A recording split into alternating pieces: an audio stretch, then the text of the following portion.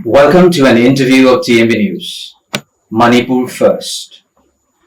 We have done a series of interviews on the current crisis of Manipur. Notably, Manipur is on the edge for 3 months. It's a state of India at the moment that's steeped in tears. Who will wipe out the tears of those who have suffered? We're bringing you today State Spokesperson of BJP Manipur Pradesh and former President of United Committee Manipur, Mr. Johnson Elangbam. Thanks for joining us. Mr. Johnson, you see, over 200 were killed and more than 500 were wounded between the Meitei and Kuki communal clash in Manipur. What, according to you, is the root cause of the 3rd of May upheaval that turns Manipur into a battleground? Well, let me just begin by saying that we have been living together all along for the last 200 years or so. The Kukis, we never considered them as an enemy, and we have been living, as I said earlier, that we have been living together for so many years. What happened is, the recent spate of violence can be construed as a kind of a conspiracy just created or articulated by some vested groups. It's crystal clear now that these vested groups are now using all tools to make their demands legitimized through the medium of involvement of the masses. So basically, if we go and try to look into this issue, we have to go back somewhere when the first the Kukis were allowed to stay inside the southern region of Manipur as a subjects of the Maharaja of Manipur, somewhere in 1840. Before that also, at that time, actually they were driven out from the so-called Lusai Hills, now the present Mizoram, by the Britons, where they are on Britons. So they were living in an arts world situation. Then somehow political agent of Manipur, Makalak, facilitated through the Maharaja of Manipur to let them stay somewhere in the southern region. This has continued till today, and also as I have already told you, there was not an instance of any sort of misunderstanding, though there were some skirmishes. This happens in the course of history. But these were not that highly intensified form of scuffles existing between the Meiteis and the Kukis.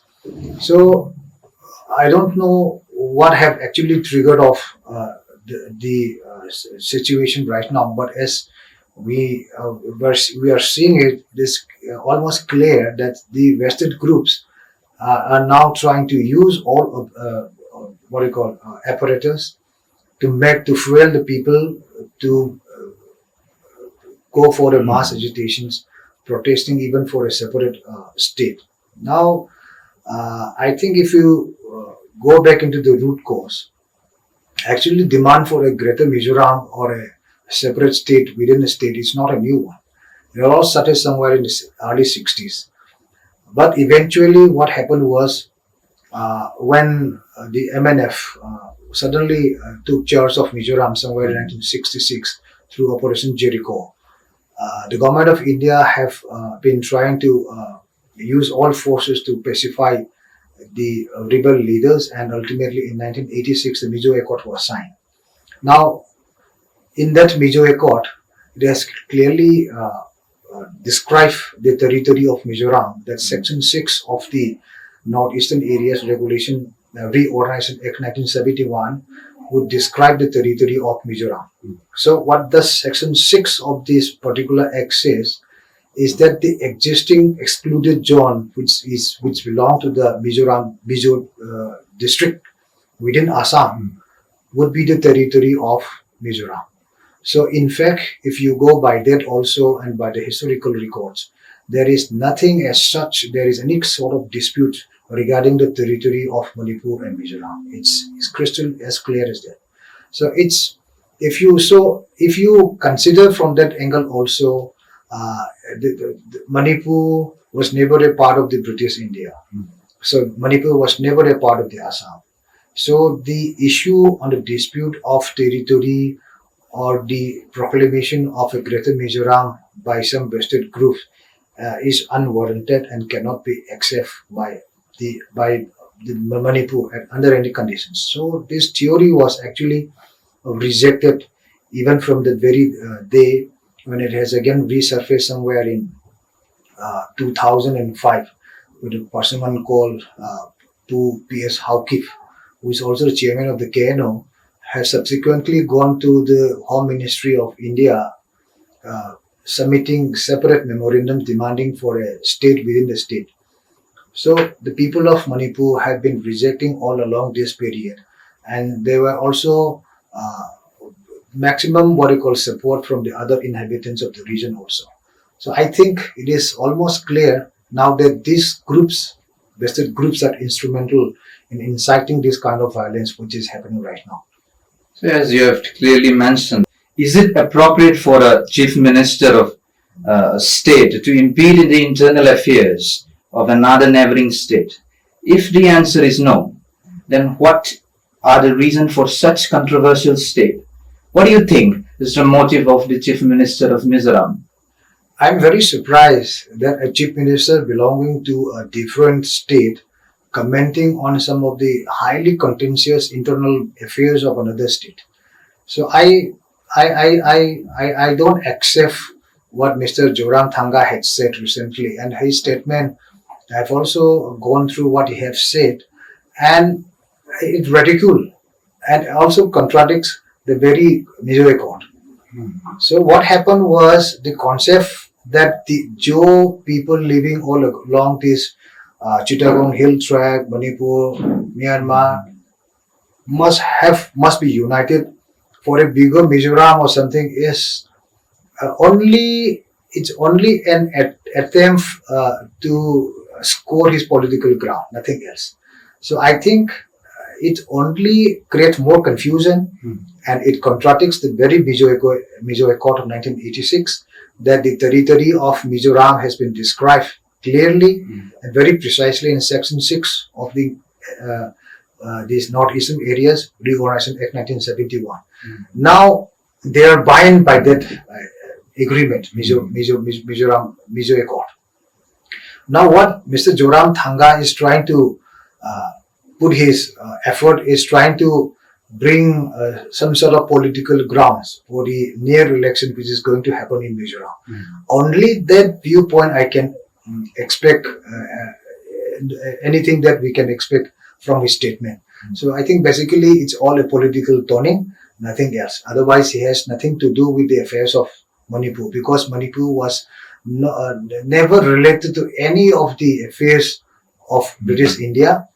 And it's a historical fact. Yeah, it's a historical fact. Tripura and Manipur are the only state of India. Yeah. Before India became independence, yes, they were not part of the Assam. So his statement regarding Manipur is totally condemnable, and the people of Manipur has also shown their resentment against his statement. And I particularly also would like to advise him not to go further. Like it will only bring more some sort of breakup in our relationship. Otherwise, not only from Manipur. Yeah. The Meiteis in Assam, they are also agitating about see, Mizoram, we have a very good relationship. So if you want to break up that relationship, it is now all depend on Joram Thanga whether to continue with that Manipur disintegration campaign. So, and also like if you go by all natural norms of rule of law, I think he should avoid that kind of speech.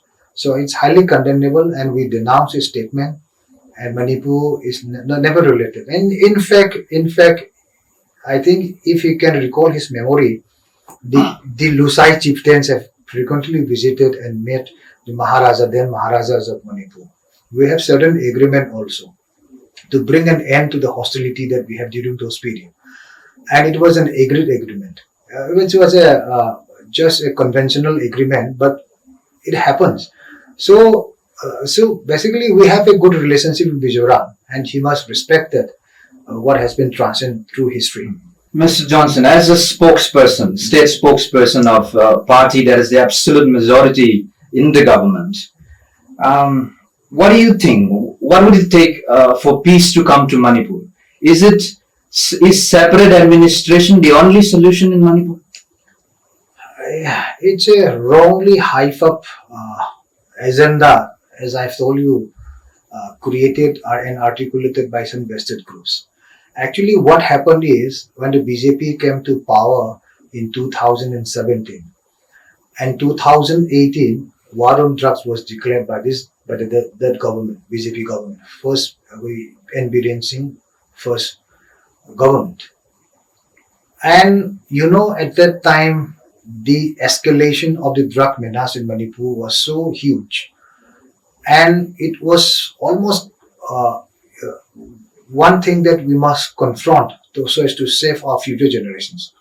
So a decision was taken at the government level that every steps would be seen to stop this drugs trafficking, and it has been done. So eventually, drug trafficking was checked and it was stopped at different locations.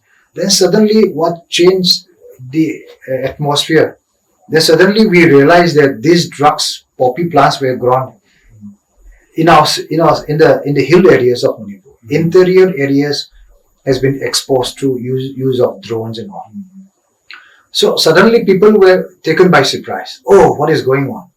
So again, this government started cutting down poppy plantations and to mark those areas so as to stop further poppy cultivation. It all happens. And again, at the same time, what happened was that some of the reserve forest areas, in the hill areas, reserve forest, as you know, is a national property. Mm-hmm. Now, no one cannot encroach over it through human habitations. Mm-hmm. Oh yes, livelihood can be maintained. There is nothing as such that livelihood cannot be maintained in reserve forest. Mm-hmm. People who are living on the outskirts of reserve forest are dwelling their livelihood somewhere inside the reserve forest, say decayed woods, even some plants and eatable plants. They are collecting it. So this is only a step to protect our environment, and also it has been taken up seriously by this government. So those constructions, illegal construction encroachers that were constructed in the reserve forest were destroyed, were put down by this government. It also created some kind of issue for some vested groups. Why this is doing only on the particular on the hills areas, something like that.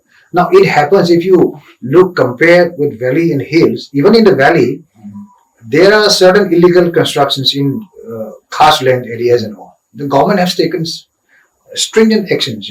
Houses has been pulled down. If necessary, some people are even put in behind bars. And there are certain stringent laws also coming out that you cannot start construction in any of the agricultural land and so on. So there are compatible and almost looked upon by this government.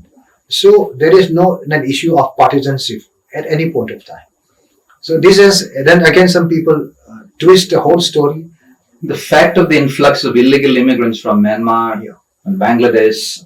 It's a fact. It's not a made up story. And what happened is, I'll come to it also regarding what I have just told you now. So these instances, what the government have taken up, these actions are actually meant for the good thing that we can expect in our future for our next generations. Mm-hmm. So certainly, if you don't stop poppy plantations, if you continue only on trafficking of drugs and allow the poppy plantations to happen, then how can we stop? I'm impeding, but in Afghanistan, the major source of income of Taliban, 80% of their source of income was the poppy plantation.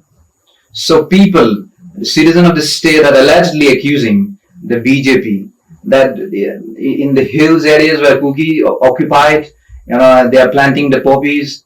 They are willing to fund the 2024 election of the BJP? Is it people are allegedly accusing the These BJP? are, these are all interconnected.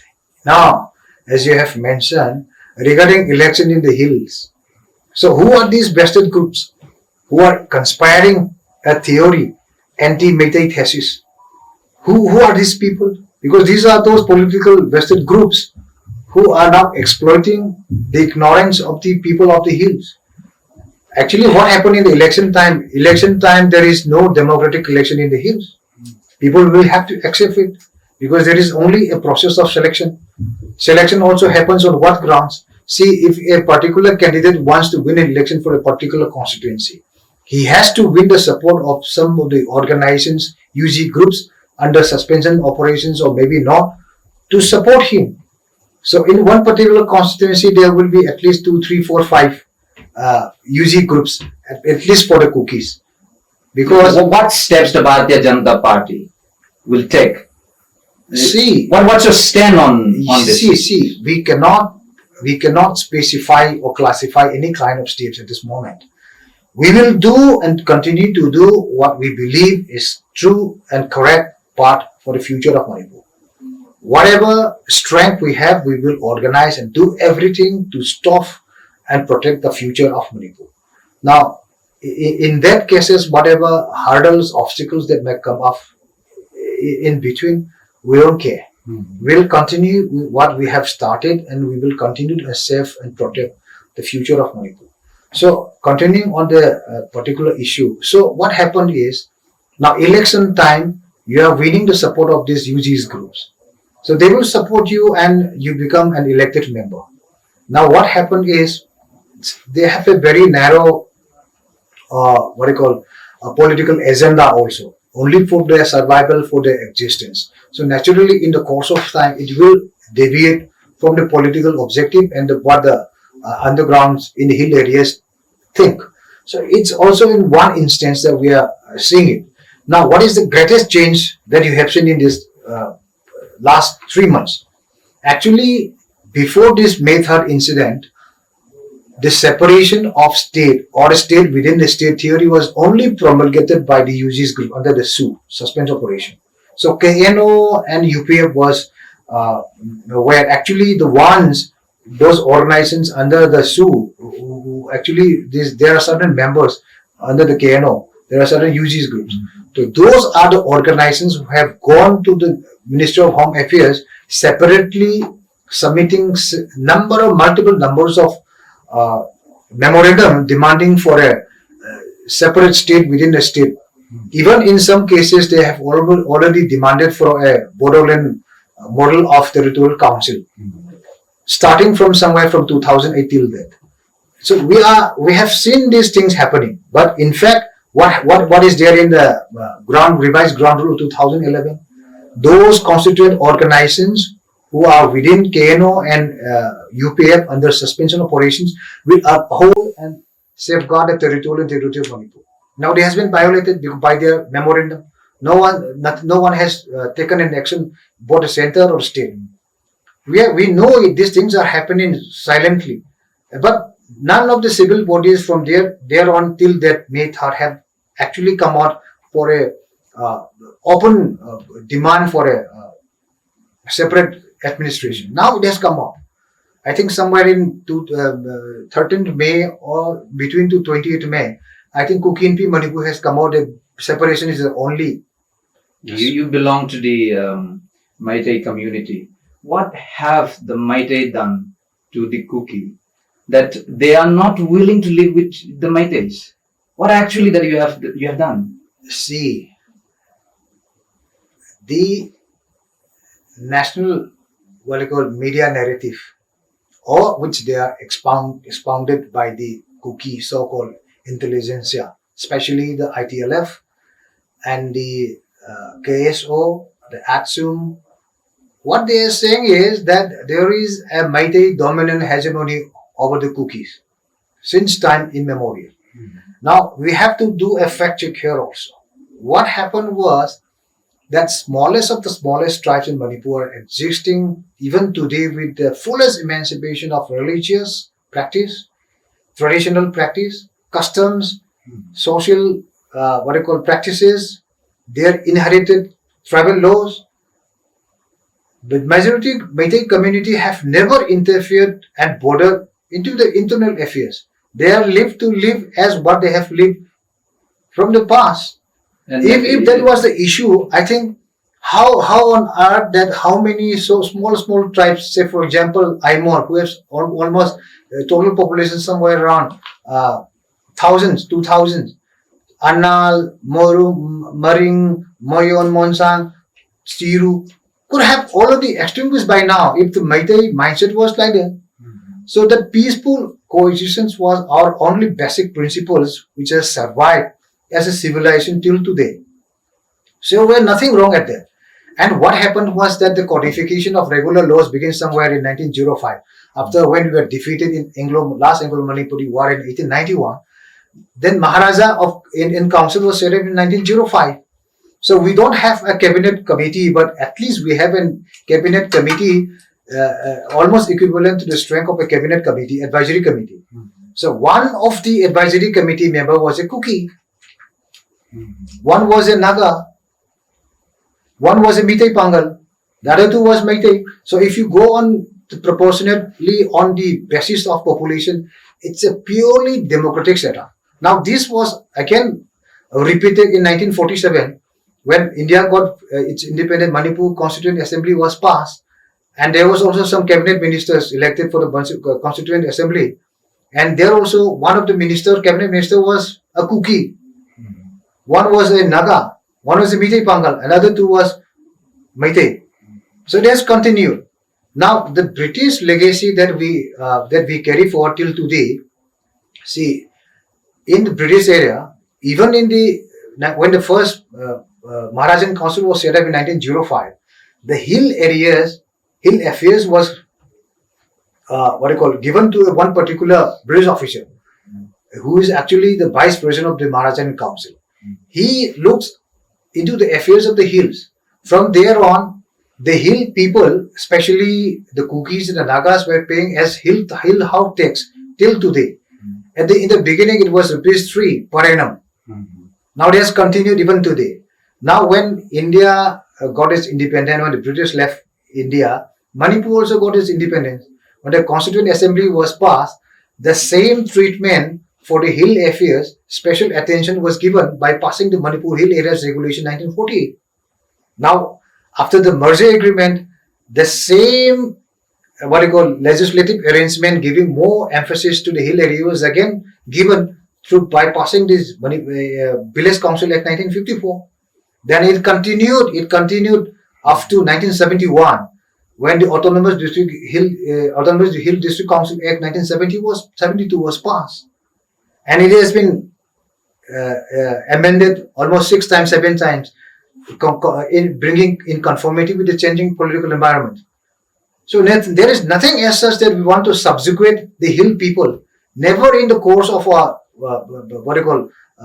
history, recent past. So it's a blatant lie that the major communities are trying to put a subjugatory pressure over the hill people is unfounded, and it is totally unacceptable. So there is an external input. And again, lastly, through all these meetings that we have with the Kuki counterparts and Naga counterparts, we have agreed even in the Manipur People's Convention, which was held by the United Committee Manipur, that additional devolution of power could be given to the existing Autonomous District Council Act 1972. So, it's all clear picture for the hill people. So, if you are not getting water treatment plant somewhere in Ukrul, that the people of interior area people are not getting drinking water, it is the responsibility of the elected person of that assembly, of that constituency, isn't it? So you cannot blame anything on one particular community on the basis of a hate created by some vested groups now. So whatever bad things happening in hill regions cannot be blamed on the Meiteis. Because the Meiteis, we never consider the Kukis. Can anyone count and give an account of an instance where actually this kind of confrontation has happened somewhere in the past. Till then, nothing as such. Skirmishes happens in the course of history, as I have told you earlier, but not at the scale, at the degree what we are experiencing now. So it's all articulated, it's all fabricated, it's all created. So we cannot buy this kind of theory. We have to bring some sort of sensible people there in both the communities have to come forward, and we have to look and work out for a united Manipur, where our future generations will live together happily, and we will like to happen. So all our effort must be put in that direction. More than 30 tribes lives together in this state. Diversity, unity in diversity. Okay. And I would like to bring back again, the CM of Mizoram. How do you, if it is possible to compare the incumbent, CM of Mizoram and Manipur, how will you compare? I think as an individual, I can give my personal comment that Joram Thanga would be best if he confines his views and theories somewhere within Mizoram, so that he doesn't interfere into the affairs of another state, and we cannot spoil the game only for the sake of some short time electoral gains. It will create more animosity. It will just break off the long existing relationship between the two states. I think perhaps it is time now that Joram Thanga has to rethink his way of tackling issues. No? And on the other side, our Chief Minister is constantly visual about himself. And if this incident doesn't happen, the long gap between the hill and the valley was almost completed. Bridging was almost completed in the BJP era. Go to the hills, go to the valley, reach out to the hills people. Then Chief Minister there for the hill people. These are good signs that were actually happening in ground. Practically, it was a well settled Manipur. But somehow, some vested group trying to sabotage everything only on the ground of their acute-minded, selfish motives. See, drugs, mafia, narco-terrorism. Okay. CM. And also, one important point I just missed out, is the illegal entering of the illegal immigrants from Myanmar. See, NRC. This is one of the important issues. That's the question that I'm coming. So, is there a possibility of implementing NRC in a time-bound manner in Manipur? There is a bone of contention between the Chief Minister and the other important stakeholders over the base year. So, do you think a middle ground can be arrived here? See, the main organizations spearheading the illegal migrants movement in Manipur, have demanded that the base year should be somewhere in 1951. And the government of Manipur have fixed a cabinet decision saying that 1961 should be the base year. Now, what are the reasons behind? Both sides have the equal amount of reasons behind what they have claimed. In case of 1951, see, before 1951, Manipur had a foreigner permit system. Even after Manipur was merged into the Indian Union. So at that time, foreigner permit system was only meant for native people of Manipur. So if an Indian at that time, if he comes between 1949 October 15 and December 1951. Is it different from inner line permit system? It's quite different. It's a totally different system because it was run under the foreign department of Maharajan Council. Regarding to NRC, the base year as proclaimed by the organizers after the abolition of the 1950 foreigner permit system in 1950, the decadal growth rate, which is the census, suddenly jumps from 12.8 to 33 point something. So almost a 3 times jump to 1961. Now, what was the reason behind this sudden jump? The government of India has never explained it. It was rather blame on the side of Manipur that the family planning programs were not implemented fully. So it's a very absurd kind of a reason given by the central department. So because of that, suddenly you have a 3% increase in the decadal growth rate. So obviously there is a sort of what you call defect now, where the natural growth rate will be somewhere confined to 12%, 14%, and if it just reach up to 34%, it's a 3 times growth rate, increase in the growth rate. So we have to find the reasons behind. And what the government is saying, the 1951 records we don't have. So there is a contention between the two. But if you go and try to actually look into this, 51 will be more suitable because the decadal growth rate has jumped from 12% to 34%. So this is the reason why JCLP and other organizations are demanding for 51 as the base year. Okay, on the other count, see, you have to talk about NRC implementation, NRC. So NRC is actually an exercise permitted by the government of India through Ministry of Home Affairs only for the state of Assam. That also was a consequent fallout of a constitutional petition filed by certain groups from Assam that the demographic picture of Assam has changed overnight because of the infiltration of Bangladeshi Muslims in Assam. Now, if I give you an example here also, like Dhubri district at that time, what was the demographic position picture at that time was the original Assamese were actually 80% and 20% were the outsiders. Now after the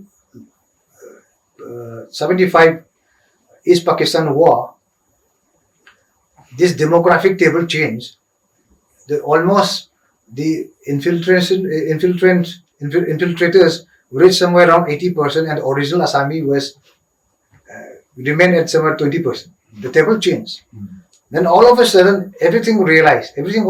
Oh, what is happening? So demographic invasion in one night, it can change the whole picture. So now Dhubri district has been divided into Sifrisagar, and another one is another district. Now you have a position in Assam that certain areas are reserved actually for these illegal Muslim immigrants from Bangladesh. The same thing. So Assam has paid the price. Now the same condition is going to happen in Manipur. Now we are demanding for an NRC. The worst part is that we cannot actually put a clear picture of the actual figure of population. See, we cannot complete delimitation now because some groups from the hill areas are demanding that the delimitation should be done on the basis of 2001 census report. NRC can be successfully done in the state? Yes, of course, can be done, but we cannot implement NRC. NRC can only be done through certain process, there's a procedure. So we have to finalize the census report. We have to have a very clear census report. Otherwise, again, NRC we cannot do. We are demanding it. Now, government has also some responsibility to fulfill what the people of Manipur. We want NRC. I want NRC. You also want NRC. Entire people of Manipur want NRC. But NRC will not be simply given away just as it is in Assam. Because for implementation of NRC, we have to follow certain rules and procedures. See, we should have a clear census report, census count. Nearest count is 2031. Now 21 we have crossed. Now 2021 census, I think that completion Aadhaar linking of Aadhaar with the head counts of 2001 is not completed as yet. So delimitation is all going to be begin somewhere from 2026. Okay, so like in Manipur, what we need is a consensus approach that all the stakeholders must agree that the head count must be linked with Aadhaar so that we don't have any kind of problem in future.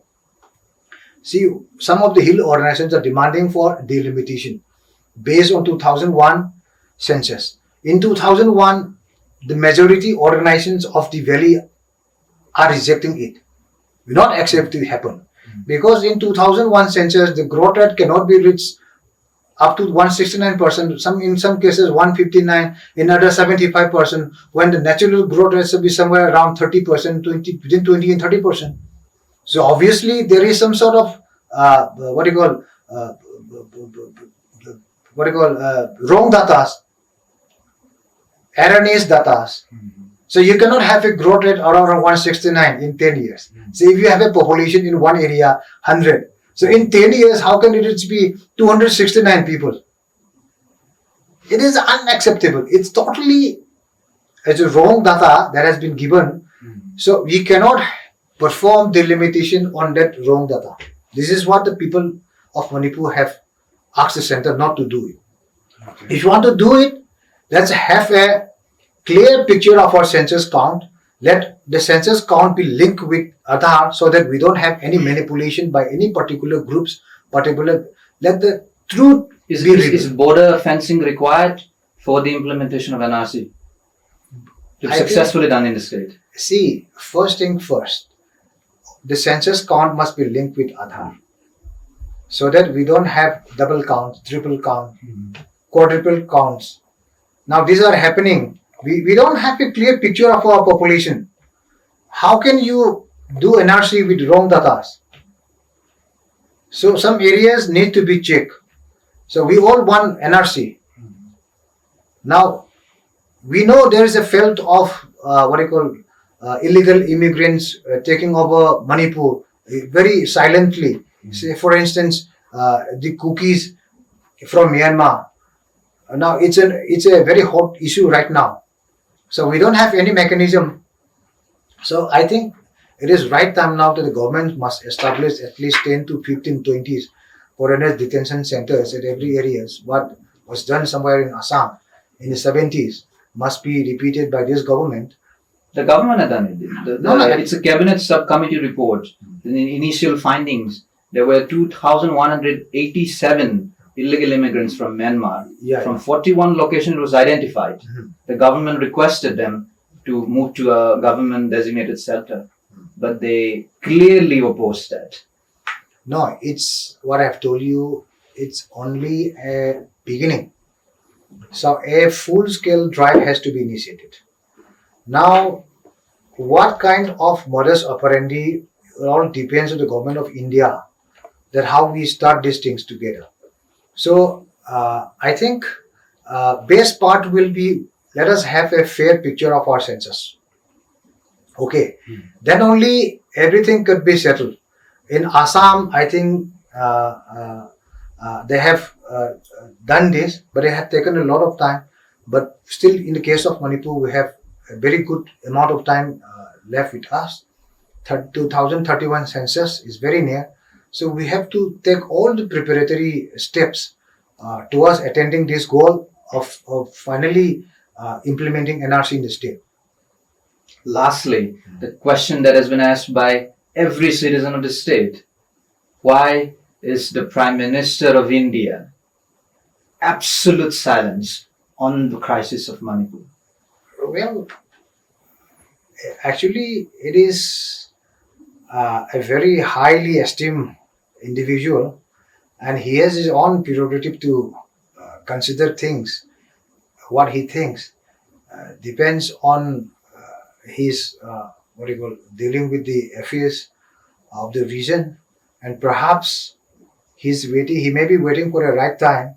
And in the meantime, the Home Ministry is constantly in touch with the state government. When's the right time going to come? It's 3 months. So I understand India. As a person, I'm also little dissatisfied. I'm also not pleased because the head of the state, he is not only a BJP leader. He is actually He's our Prime Minister. He is our Prime Minister. So as a person, I also feel that way. that he should have spoken at least long back, somewhere in the beginning of May, when this incident has just happened. From the state party side, what have you done? You have wrote any letter to the Prime Minister? Have We you- have actually submitted a memorandum in 2000, somewhere on 10th of May. It has all the demands were clearly written in that memorandum. Issue of no separation of administrations. All these things has been given, and our BJP team has also started visiting the prone areas, the conflict areas, and we also submitted a memorandum, our ground report to the head of the joint command here, also to the party leaders. Then we also set up a permanent what you call maternity ward for the displaced women who are having this maternity problem at Kumalampak. And also we have rendered whatever that we can to all the relief camps all over the state. And at the same time, I also like to add that we are constantly in visual of what is happening. So internally, there is a lot of pressure from inside also, so as to bring an amicable, what you call, a solution that the people of Manipur want. In that direction, within the party also, there is a lot of pressure about the central leaders. So let us wait and see what actually happens in days to come. Thank you so much for joining us. You're watching TMB Digital Network. You can support us by subscribing to our channel and page. And if you like this interview, don't forget to like, share,